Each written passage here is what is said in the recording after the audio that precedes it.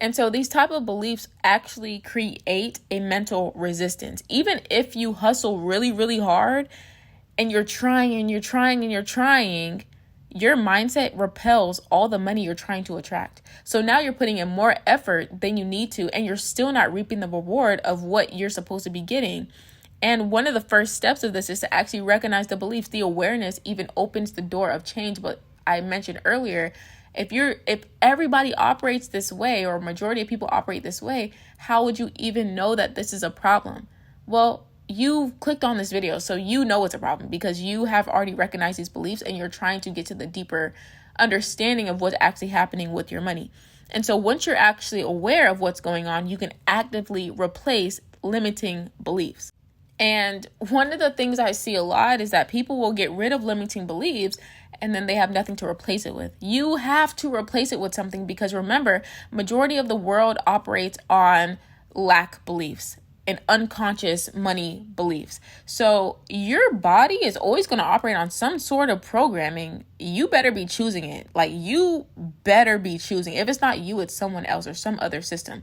So you need to choose what beliefs. And if you do not replace the beliefs, your body's going to go back to your normal set of programming. So that's where you can see yourself get a lot of success and then you drop right back down to a lack life. And you're like, what happened? I was just up. I was just doing great. I was just whatever.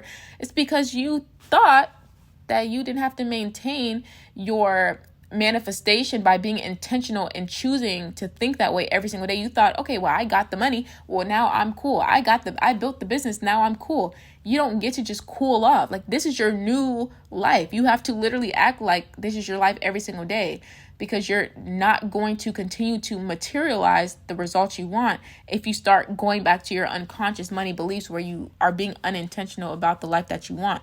So you can't just get rid of the beliefs I said earlier. You have to literally replace them with something else or expect to go back to the ones you had before. That's just what's going to happen. So when you're shifting your financial energy, if you've read 28 codes already, you will notice while you're reading that you come up with different beliefs that you've had in your head that you didn't know were there, and then I give you something to replace them with. And I just updated 28 codes, so if you haven't clicked the link recently, make sure to check the link that you have when you purchased it to check out all the new beliefs that are in there that are going to help to shift your financial energy. Because honestly, the mindset part is the most important. If you shift beliefs and you stay in this energy of shifting beliefs and you rewire this process deeply and practically, and you desire to have a different financial relationship with money than you've had in the past, and you no longer want to think money's hard to come by or I'm not worthy of wealth. Like when you think of when I say those things out loud, they don't even make sense. They don't make sense. Why would you ever want to say to yourself, money's hard to come by? But 99% of people think that. Okay. And then the half of the 1% that try to change it don't replace it. So they just go back to where they were before. And like the other thought, I'm not worthy of wealth. That statement makes no sense. Why would you even want to affirm? Why would that thought be in your head at all?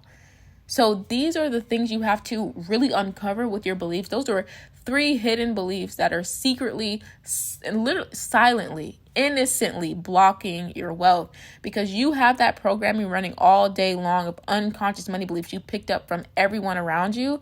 And there's only a select few of people that think differently about money and that have a different money story. And those are the ones you want to feed into because, again, you're going to be under some sort of programming. It's in your best interest that you pick the one that you want to be under. Like you don't want to be under some unconscious belief that's making you have a result of a life that you don't want. You go under whatever programming gives you relief with money, safety with money, makes you feel supported by money. You go to that one because if you're under these unconscious beliefs 24/7 and they're just running in your mind and you don't even recognize these beliefs and you don't ever open the door to change because you don't have the awareness of it, therefore you can't replace the limiting beliefs with other empowering ones. Therefore you can never rewire your brain and you're going to continue to think the same way forever. That's very painful because the other hidden beliefs, I'm only going to talk about those 3, but there are so many other beliefs that are constantly pulling at you all day long. And some other ones really, really get into lack mindset. Now, if you are combining the fact that you feel bad for yourself and you have all these victim mentality limiting beliefs, and you have all these poor money beliefs, like all of those play a part and they entangle in each other to make your money situation worse. Like it's already bad enough to feel like money's hard to come by, but then when you add to it, that can make a worse situation go down the drain, like even worse. So you don't want to get yourself in that situation where you're using limiting beliefs to affirm other limiting beliefs, which just makes you in this whole entire limiting mindset, and then you can never crawl out of it. You have to actually recognize these beliefs, like the 3 that I gave you, open the door to awareness, start to actively replace these limiting beliefs with other empowering ones. And the best part of it all is when you start to unravel these and you really get interested in unraveling them, some of them will unravel for you. Like I said, when you have lack beliefs, it reinforces other lack beliefs. But when you have good beliefs, it reinforces other good beliefs. And then you end up not even having to uncover all the limiting beliefs you have, because some of the beliefs that you were able to uncovered other ones naturally. So it all works together, but you have to make sure that you start breaking free from them as soon as you possibly can whenever you start getting interested in doing that type of mental work.